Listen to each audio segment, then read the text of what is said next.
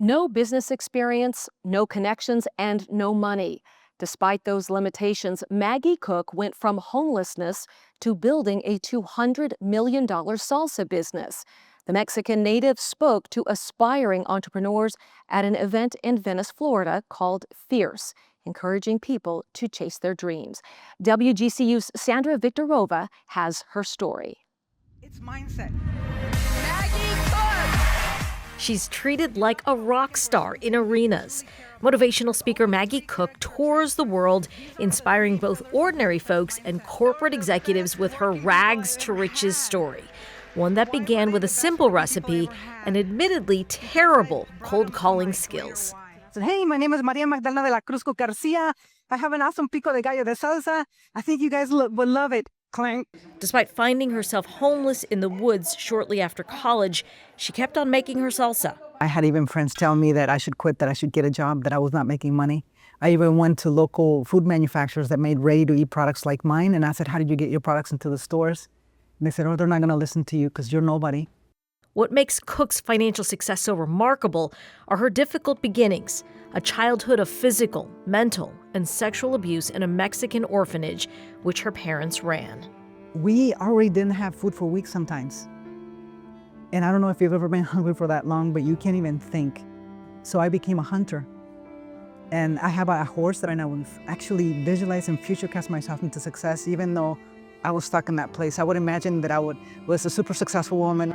Cook shares that being bold, going outside your comfort zone, is one of the first steps to success. In her case, it was taking the risk to venture beyond the compound. I met some villagers, the peasants, and they took me in. They gave me these amazing taquitos de frijoles. Oh my gosh. Food that I've never tasted so good in my life. And they gave me the salsa. And they taught me their trade. Cook thought basketball would provide her escape from poverty.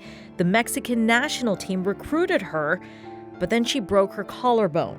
My father, after this incident with basketball, he told me that I wouldn't be anything, that I would die in prison and with AIDS. Exactly his words. But Cook kept playing. She believed that she could still build a brighter future. A chance encounter with an American college basketball coach changed everything. She saw me play, told my father I want her to come play for me on a scholarship. If I would have listened to my father, which sometimes the people closest to you tell it holds you back, if I would have listened to him and not played that day, I wouldn't be speaking to you today. And because of that, I came to the US, went to this university where there's nobody that spoke Spanish, studied interior design, graduated, became homeless, couldn't find a job. After a while, somebody from the University of Charleston, one of their cooks, recognized me on the street and told me, what are you doing? This is crazy. Friends entered Cook into a state salsa competition in West Virginia, and she won. With $800, she began growing her business. She knew her fresh salsa was unique. Back then, other salsas were cooked. Still, her cold calls to small stores kept failing, so she decided to go big. 90 supermarkets said no. Before Whole Foods said yes, when I turned the list upside down and I called them. And that year we went from making $12K to $1.9 million just with Whole Foods. So I was making about 250 pounds of salsa a week for my friends and selling it by the pint. That first order for Whole Foods, 10,000 pounds. Working day and night with a friend to cut 60,000 tomatoes, she realized she needed help in a hurry. The state of West Virginia said it could help find her the manpower, folks who she didn't realize needed a break too. He says, Maggie, thank you for hiring me. Nobody else would hire me. He says, I just got out of prison and I did this, and that. And I was like, no, I don't want to know. And I said, just go back to work because you're awesome. Because he was. But I called the state and they're like, yeah, they're all from prison.